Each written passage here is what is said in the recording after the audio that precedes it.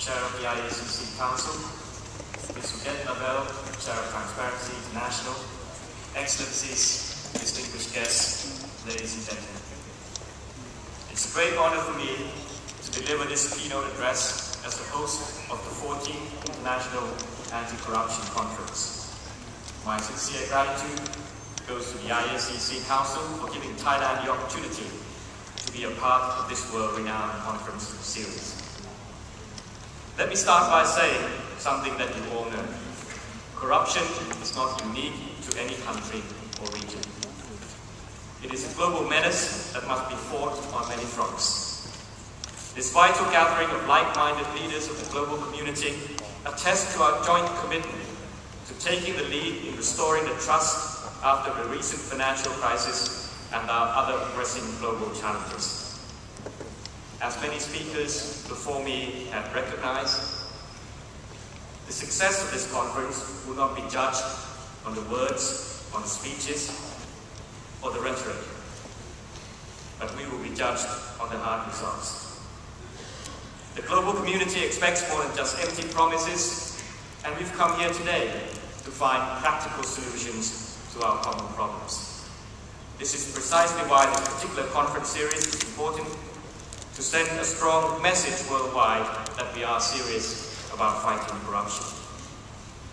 The conference allows Thailand as the host to highlight some of the problems that we continue to suffer from corruption, despite many developments, many measures that we have undertaken in the past.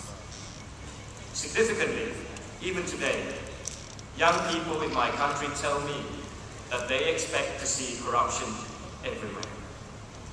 An unbelievable percentage of people also say it is okay for politicians to be corrupt, so long as they are capable of bringing economic prosperity. The conventional wisdom is that corruption undermines economic growth and exacerbates poverty. But in reality, rampant corruption can exist amidst high economic growth.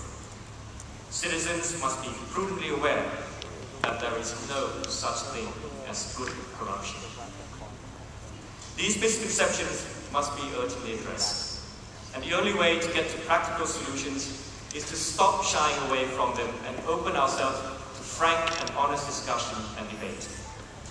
As the first decade of the millennium draws to a close, and the global will for real and meaningful changes run high, there has never been a more compelling yet opportune time to do away with such tolerance of corruption.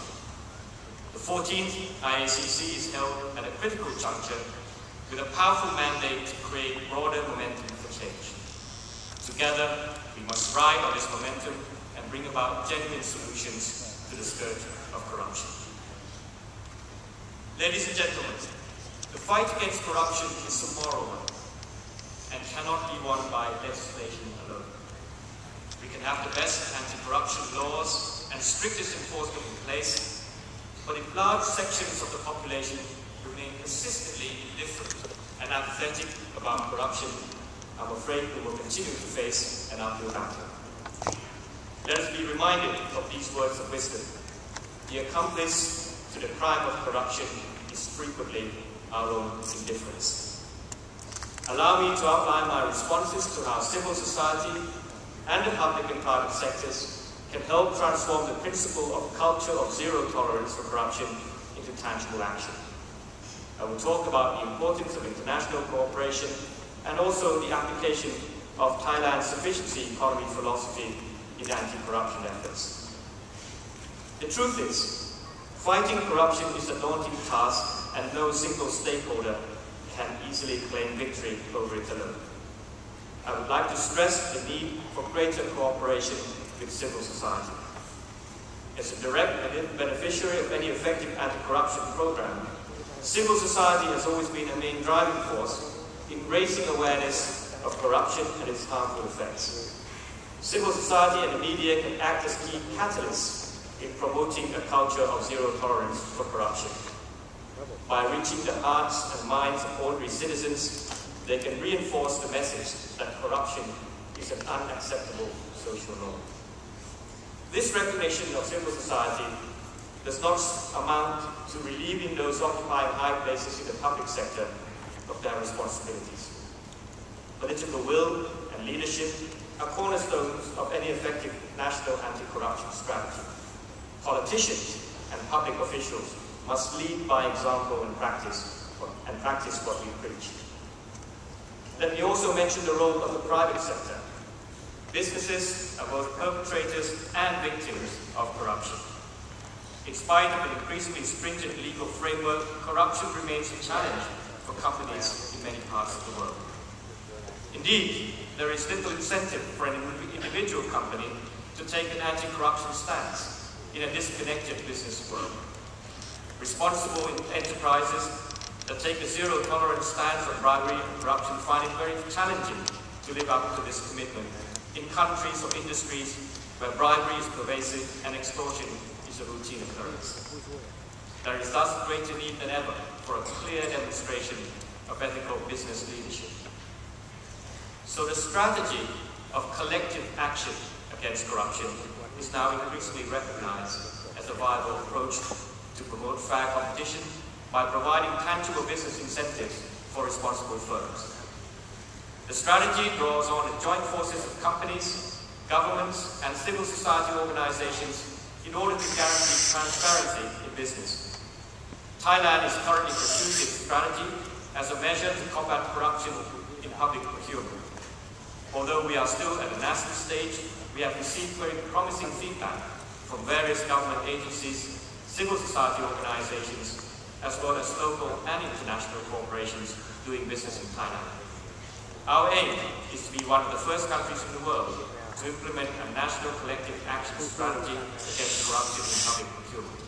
And just yesterday, 27 leading Thai businesses signed on to a collective alliance against corruption. And next year, it is expected that this membership will grow. Ladies and gentlemen, globalization and the changing structure of trade, finance, and communications have generated an environment in which corrupt practices with their adverse effects are no longer confined to national boundaries. That is why we are gathered here with a strong hope that the outcomes of this conference will lay a firm foundation for strengthening international anti-corruption efforts. I'd like to stress the importance of how international cooperation can help individual countries develop the necessary will and capacities to fight corruption. The landmark United Nations Convention Against Corruption represents a timely global response to a global problem. International collaboration on extradition, mutual legal assistance, law enforcement, and joint investigations are new potent tools that could help overcome the barriers that obstruct the process of bringing guilty parties to justice. Thailand is currently working towards the prompt ratification and implementation of the convention, and although we have yet to ratify the convention, concrete steps have already been taken in aligning our national corruption strategies and operations with fundamental values of the convention. For instance, you will find that most of the key provisions already have congruent and corresponding legislation in place in Thailand. Each society also has to find its own way to containing corruption. International experiences and best practices may enlighten the process, but each country has to ultimately devise its own homegrown solutions that best suit its local requirements and context. For Thais, we consider ourselves fortunate to have His Majesty the King to guide us with invaluable principles for living. At a time when the world is facing unprecedented threats from a global economic crisis and climate change, His Majesty's sufficiency economic philosophy is of great relevance, not only to Thailand, but also to countries and communities across the globe.